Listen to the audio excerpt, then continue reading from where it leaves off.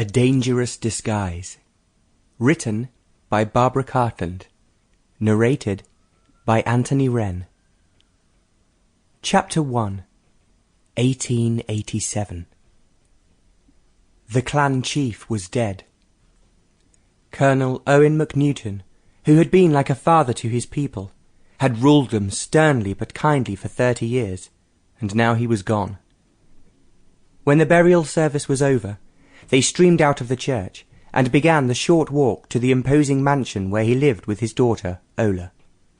The road lay slightly uphill, so that everyone could see the great building against the background of rugged Scottish scenery. At its best, now that the month was June, and the weather was glorious. Ola, who was the chief mourner, forced herself not to cry as they walked away from her father, with whom she had spent the last 5 years after her mother's death. She was a tall, rather stark figure as she led the procession home. Her auburn hair would have been fascinating if it had not been severely hidden away beneath a puritanical bonnet. Her face contained many contradictions. She was beautiful, with large green eyes and a wide, generous mouth, but just now austerity had settled over her features, as though all thought of beauty was forbidden on this sad day. Behind her walked the next clan chief, Jonas Mcnewton, with his wife and numerous children. Although Ola was heiress to her father's considerable fortune, which meant only his money, but not the house and land, as they descended directly to the next chief. Soon she must leave Bentorach, this wild, beautiful place in the north of Scotland that had always been her home, and find her own niche in the world.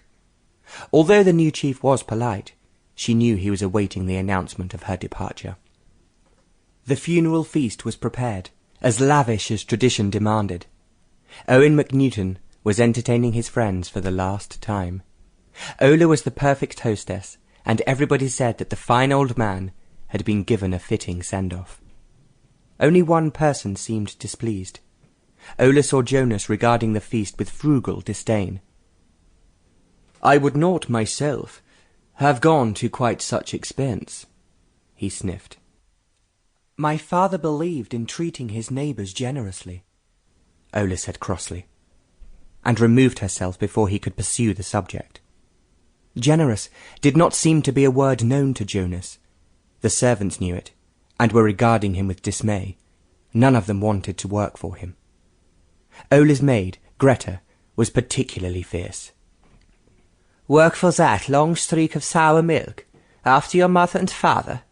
I should say not." Greta came from the little German dukedom of Saxe-Coburg-Gotha, and had been maid to Ola's mother, Helene, also from the same place. On his one and only visit abroad, the young Angus had fallen in love with Helene, married her, and taken her back to Scotland. The loyal Greta had come too. She had once worked in great houses for aristocratic masters, even once for minor royalty. But she had left glittering society behind to follow her dear mistress to that savage place, as she always referred to Scotland. After Helene's death, 2 years ago, she had stayed on as a companion to Ola. She was thin, flat-chested, and grim-faced, but behind the dragon exterior was the kindest heart in the world. "When you leave this house," she had told Ola, "you must take me with you, because if I stay here, I'll shoot that man." Greta never minced words. "But of course you'll come with me," Ola said. "I couldn't do without you. I just wish I knew where I was going." She sighed wistfully. "If Papa hadn't become ill, we would have been on our way to London about now, to see Queen Victoria's Golden Jubilee celebrations." How they had planned and schemed for that visit! Living in the Highlands, Ola had seen nothing of society, and had almost no excitement in her life. But Papa had promised her. Sample complete. Ready to continue?